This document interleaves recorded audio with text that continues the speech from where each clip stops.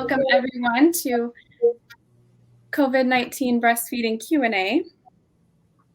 And we've got here Dr. Crystal and Sheila Janakos, MPH, IBCLC. We're really excited to cover this topic. We know that there are a lot of questions that come up around this, so we're excited to go over all of the different options and tips and tricks that we have here. I'd like to introduce and welcome Sheila Janakos, MPH, IBCLC, founder and CEO of Healthy Horizons with 30 years of experience and clinical expertise and clinical experience. So welcome, Sheila. We're excited to have you. Thank you, Azar. And then we also have Dr. Crystal. And Dr. Crystal is a board-certified Stanford-trained OBGYN physician entrepreneur and a physician lead for StartX COVID-19 task force. That's really exciting. Thank you. Welcome, Dr. Crystal. The question is, because there may be COVID antibodies in my breast milk, should I give it to my 4-year-old? And I'm assuming that they had stopped breastfeeding the 4-year-old and they're wondering if they should then give it to the 4-year-old now. I've actually heard people talking about this on Twitter as well. It depends how much milk you have, and it depends how much. Maybe Sheila, do you want to answer this? I think your point about we don't want to take away from the baby. Right. The baby comes first. Right. Definitely. But if the parent is pumping extra milk, absolutely, and if the older child's willing to take it, so the parent may have it, but the child may not be interested. But I think if it were possible, absolutely, that child still would get benefit. Yeah, no, definitely.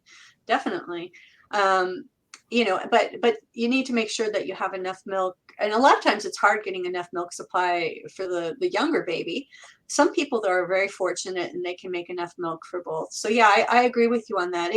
It definitely wouldn't hurt the older child. The only thing it could do would be helpful, I believe, for that child. So it's not a bad idea, but I think practically it might be hard for a lot of people who don't have a lot of milk. Yeah. But probably even 3 to 4 ounces a day. You know, yeah, especially with this new study showing the spike IgA immune complexes, how it stimulates the baby's immune system to make its own IgA antibodies. It could do that for the older child who can't be vaccinated. It's almost kind of like a vaccine. You know, it turns on the immune system. It's different, but it turns on the immune system for the child who is getting the breast milk.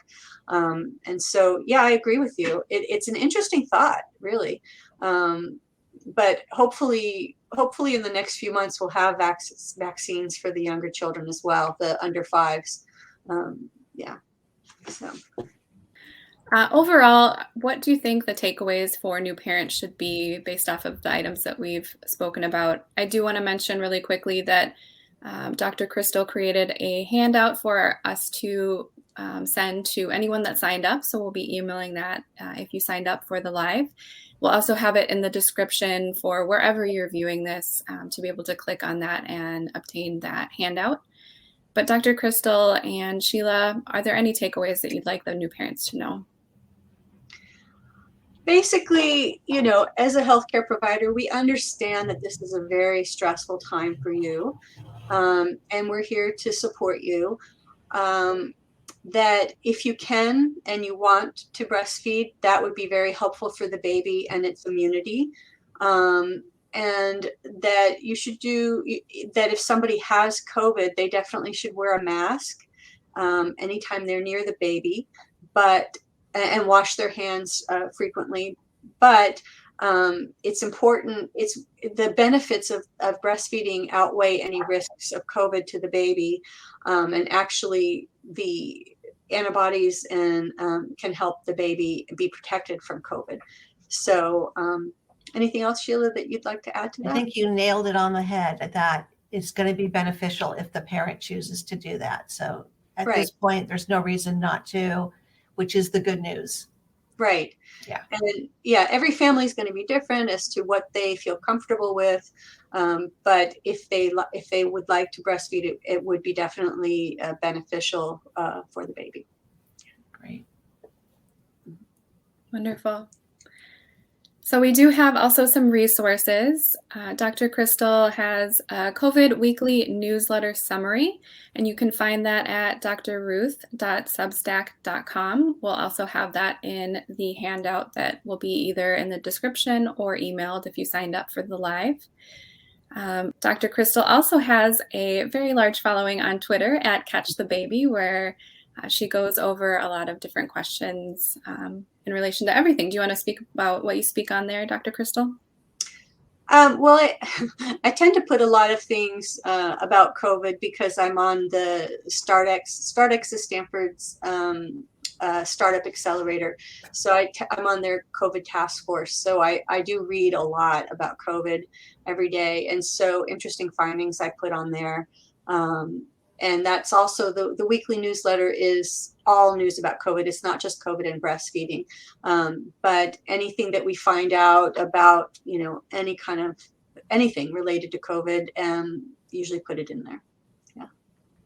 That'll be a wonderful resource for new parents. Absolutely. And we also have Healthy Horizons breastfeeding available on all the different social media channels. We wanted to thank everyone today. Healthy Horizons is presenting this COVID and breastfeeding Q&A, and our mission is to empower breastfeeding parents at work and at home. And we're the first company to offer comprehensive lactation at work benefits at scale across North America and support breastfeeding families with lactation consultations and support groups, as well as breastfeeding and baby products. Thank you so much. So we do have also some resources. Dr. Crystal has a COVID weekly newsletter summary, and you can find that at drruth.substack.com. We'll also have that in the handout that will be either in the description or emailed if you signed up for the live. Dr. Crystal also has a very large following on Twitter at Catch the Baby, where she goes over a lot of different questions in relation to everything. Do you want to speak about what you speak on there, Dr. Crystal? Well, I tend to put a lot of things about COVID because I'm on the StartX. StartX is Stanford's startup accelerator. So I'm on their COVID task force. So I do read a lot about COVID every day. And so interesting findings I put on there. And that's also the weekly newsletter is all news about COVID. It's not just COVID and breastfeeding, but anything that we find out about, any kind of anything related to COVID, usually put it in there.